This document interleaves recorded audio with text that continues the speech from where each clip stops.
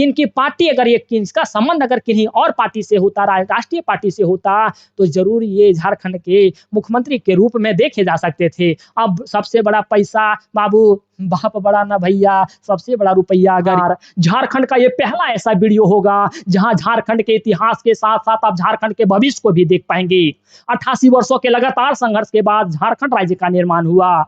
ना जाने इस राज्य निर्माण के संघर्ष के दौरान कितने महिलाओं के मांग के सिंदूर धुल दिए गए, ना जाने कितने माँओं के गोदी सुने होंगे।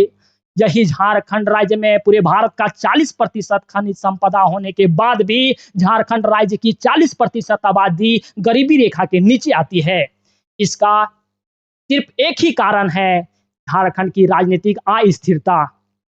आप कहीं सुने हैं कि 23 वर्षों में कम से कम 5 मुख्यमंत्री होनी चाहिए, वहाँ हमारे झारखंड जैसे राज्य में यही 23 वर्षों में 11 गो मुख्यमंत्री बना है। इसी को हम लोग कहते हैं राजनीतिक अस्थिरता। राजनीतिक स्थिरता अगर यहाँ रहती, तो झारखंड के जो 40% आबादी आज गरीबी रेखा के नीचे आते हैं, वो गरीबी रेखा के नीचे नहीं आते। कभी आप ऐसा सुने हैं कि जिनकी कोई पार्टी ही ना हो, वो भी मुख्यमंत्री बना है और हमारे झारखंड जैसे राज्य को चला करके गया है? वो है हमारे निर्दलीय मुख्यमंत्री मधु कोड़ा। आज हम बात करेंगे कि 2024 में जो चुनाव होने वाला है, उस चुनाव में अगले मुख्यमंत्री या तो कह सकते हैं कि झारखंड के भविष्य के रूप में किन्हें चुना जाएगा।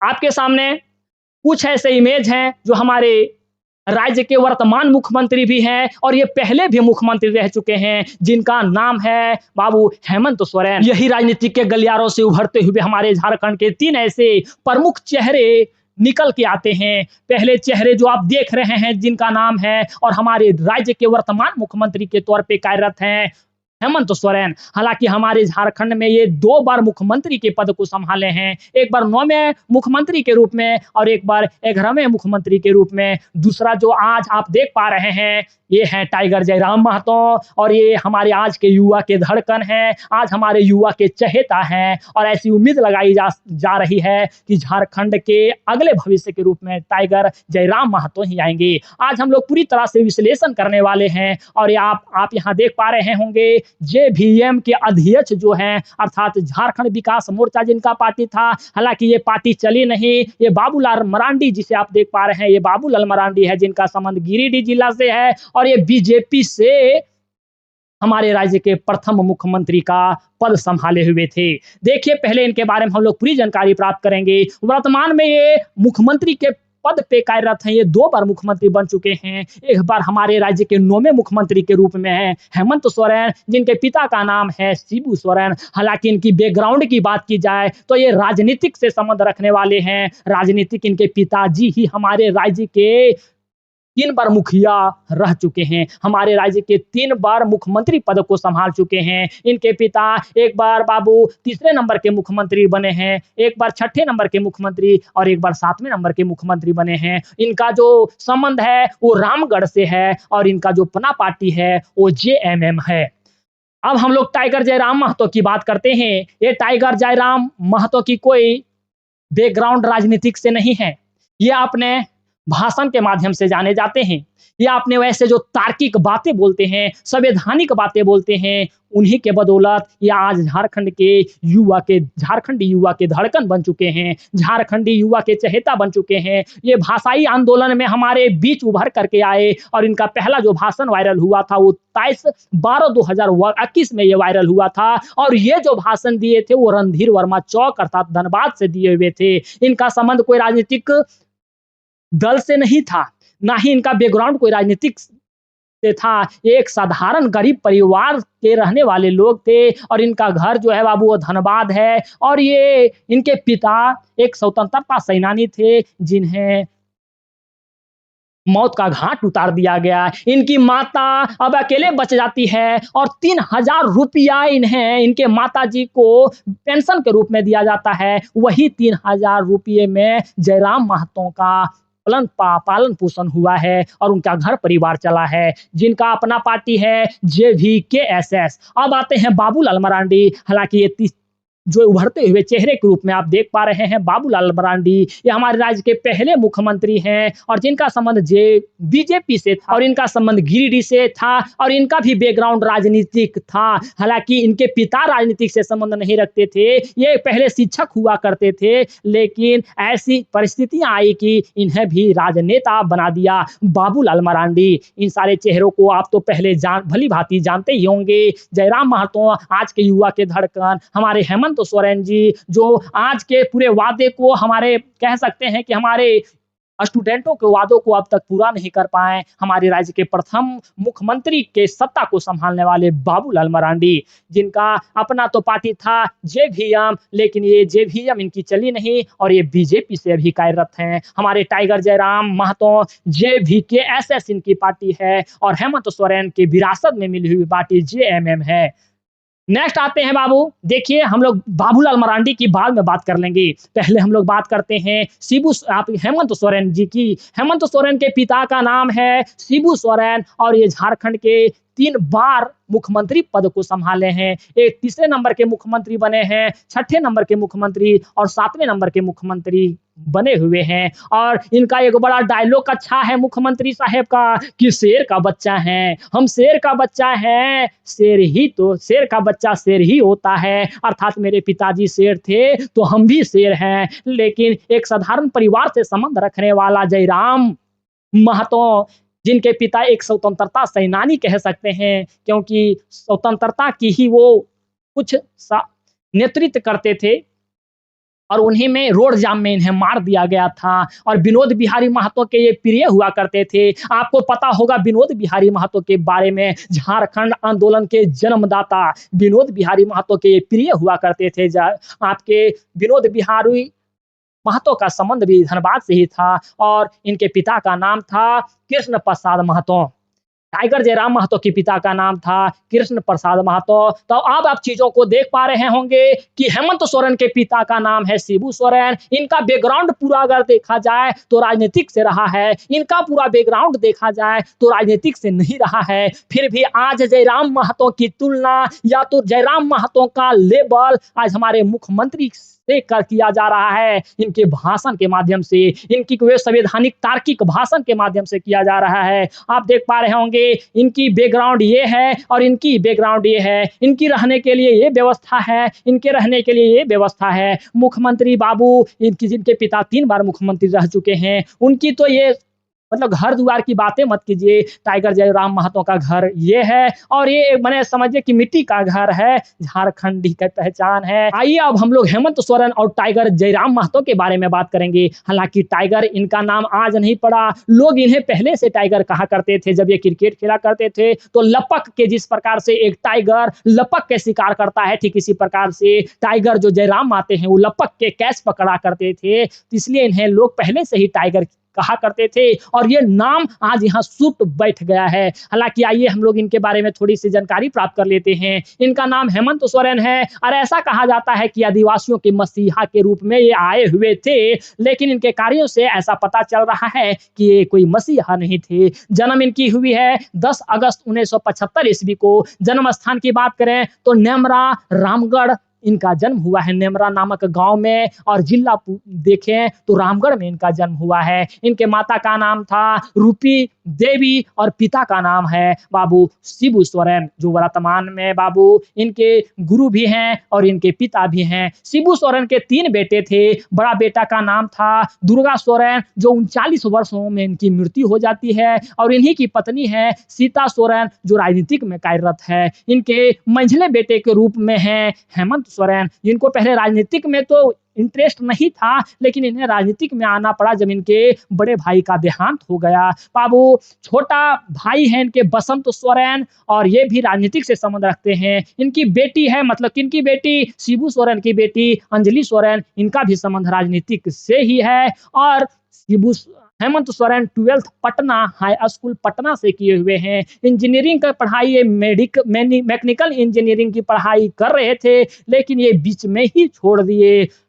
अब राजनीति के गलियारों में ये अपना किस्मत आजमाने के लिए आ चुके थे, क्योंकि इनके खून में ही राजनीतिक थी, इनके विरासत में राजनीतिक मिली हुई थी। ये राज्यसभा का सदस्य सबसे पहले 24 जून 2009 ईस्वी को राज्यसभा का सदस्य अर्थात एमपी बनते हैं, मेंबर ऑफ पार्लियामेंट। और ये मुख्यमंत्री हमारे झारखंड के 5वें मुख्यमंत्री के रूप में 2023 में 2013 में बनते हैं, 5वें मुख्यमंत्री के रूप में। और उस समय भी गठबंधन की सरकार थी, जो अभी गठबंधन की सरकार है। आरजेडी उस समय भी थी बाबू, कांग्रेस उस समय भी थी, और जेएमएम भी उसी समय थी। लेकिन जेएमएम की अधिक सीट होने के कारण बाबू इसी पार्टी के सदस्य मुख्यमंत्री पद पे कार्यरत हुए। अक्सर ऐसा ही होता है। और टाइगर जयराम महतो के बारे में बात करें, इनका नाम हेमंत सोरेन, तो इनका नाम है टाइगर जयराम महतो। और ये संवैधानिक तार्किक बातों से जाने जाते हैं। एक पहले क्रिकेट खेला करते थे जैसे एक नॉर्मल व्यक्ति, जैसे आप। या तो पहले आपकी जिम्मेवारी, अलग बात है कि बढ़ चुकी है, आप रूम के अंदर अपनी पढ़ाई में लगे हुए रहते हैं। लेकिन पहले क्या है कि पहले क्रिकेट खेला करते थे, कभी कभी बच्चों को पढ़ा दिया करते थे। ठीक उसी प्रकार से ये क्रिकेट खेला करते थे। मतलब जो भी अपने गाँव घरों की, जो भी अपनी बाबू उधर की अपनी कल्चर होती है, उसके हिसाब से ये जिया करते थे। और +2 हाई स्कूल में 4 घंटा पढ़ाया भी करते थे। हालाँकि इनको क्रिकेट में काफ़ी रुचि थी। इनका जन्म 27 दिसंबर 1994 ईस्वी को होता है। और इनका जन्म धनबाद जो तोपचाची मानटांड नामक गाँव में होता है।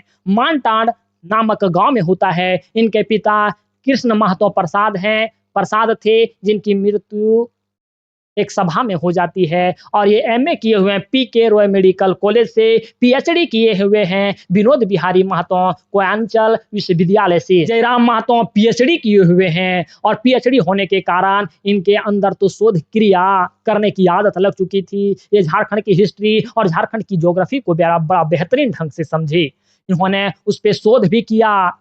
झारखंड सरकार द्वारा जेएसएससी का फॉर्म मतलब निकाला गया। उसमें ये बताया गया कि बाहरी जो स्टेट के भाषा जैसे भोजपुरी, मगही और मैथिली हैं, वो भी हमारे जेएसएससी अर्थात 3rd ग्रेड और 4th ग्रेड के वैकेंसी में ये भी भाषा क्षेत्रीय भाषा के नाम पे जोड़ी जाएगी। कई लोगों ने आंदोलन किया, कई लोगों ने अपना पक्ष रखा। जब जयराम महतो अपने पक्ष को रखे तो इनके भाषण में कुछ अलग सी चीजें दिखी। एक संवैधानिक और तार्किक भाषण देखने को मिला। वहीं से जयराम महतो की भाषण वायरल हो जाती है, और ये लगातार कई प्रकार के सभाएं भी करते हैं। जब आपने हेमंत सोरेन और टाइगर जयराम महतो के बारे में जानकारी प्राप्त कर लिए, अब देखते हैं कि 2024 में झारखंड का भविष्य कौन होगा। हालांकि देखा जाए बाबू, तो आर्थिक या पैसे की मदद देखी जाए, पैसे के हिसाब से तो मुख्यमंत्री आगे हैं। अगर पैसे से वोट गिना जाए तो मुख्यमंत्री फिर आ सकते हैं। अगर पैसे के बदौलत वोट ना गिना जाए, ना लिया जाए, तो जयराम महतो हमारे राज्य के अगले भविष्य के रूप में देखे जा सकते हैं।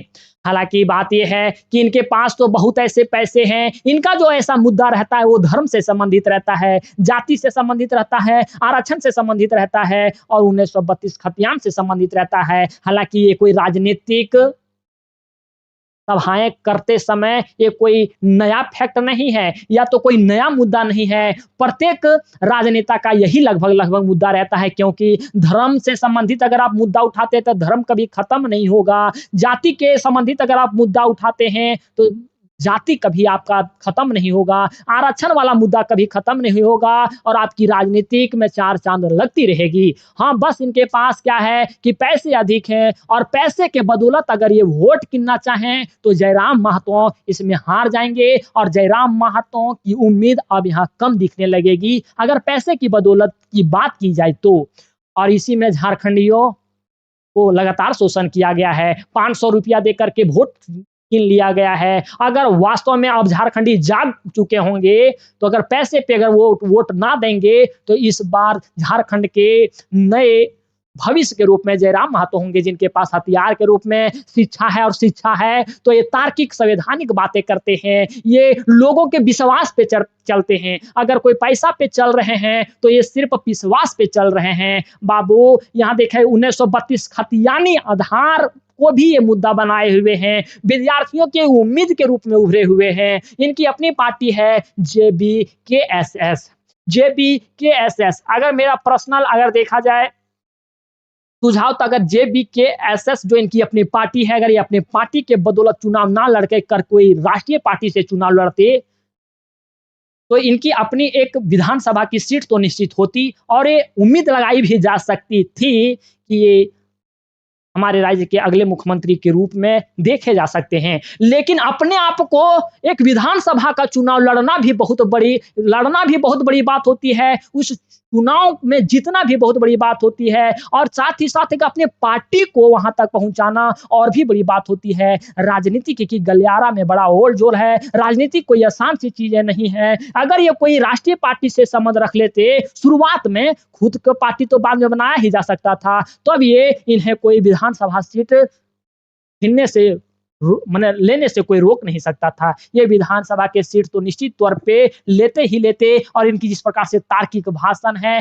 लोगों को प्रभावित करते हैं, लोगों के दिल में जिस प्रकार से ये बसे हुए हैं, निश्चित तौर पे ऐसा उम्मीद लगाया जा सकता था कि अगर विधानसभा के चुनाव जीत करके ये आते, तो इनके बारे में ज़रूर सोचा जाता। लेकिन मेरी ये पर्सनल ओपिनियन है कि जेबीकेएसएस जो ये पार्टी है, अभी उतनी विख्यात पार्टी नहीं हुई है। जितने इनके चेहरे विख्यात हैं, उतनी ये पार्टी विख्यात नहीं है। हालाँकि किसी को ये नाम पूछिएगा, तो वो जल्दी नहीं ले पाएगा।